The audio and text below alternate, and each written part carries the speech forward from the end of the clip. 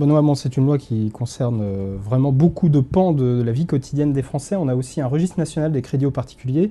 Alors, on en a des internautes qui se demandent s'il va être créé et qui s'inquiètent d'ailleurs d'être fichés, entre guillemets, dans ce registre. Seront sur ce registre tous les crédits à la consommation que vous avez. Les crédits à la consommation qui sont responsables de l'endettement des ménages français, mais surtout du surendettement.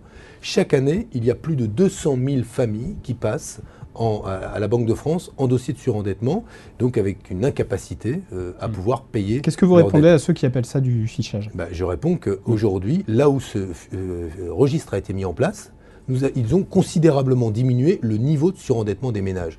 Qu'est-ce qui se passe aujourd'hui? Quand une famille va dans une grande surface, non pas faire ou dans un centre commercial, non pas faire un crédit pour acheter un canapé, acheter un frigo et une télévision, mais pour payer ses factures.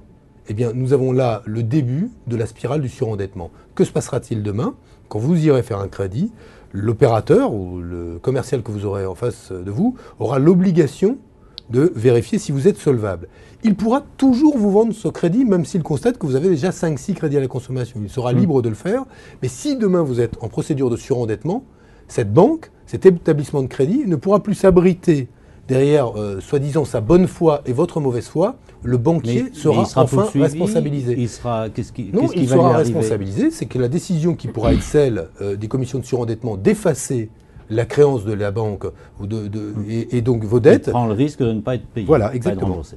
C'est une manière de responsabiliser le banquier. Je rappelle qu'en France, avant le registre national du crédit, le seul responsable était celui qui s'endette. Or, vous savez aujourd'hui qu'il y a des certain nombre de situations où les pressions à faire un crédit renouvelable, à faire un crédit consommation, c'est l'endetteur qui devient responsable. Les deux seront responsables, et plus un seul. Jusqu'ici, il n'y avait que le consommateur. Maintenant, il y a le consommateur et le banquier.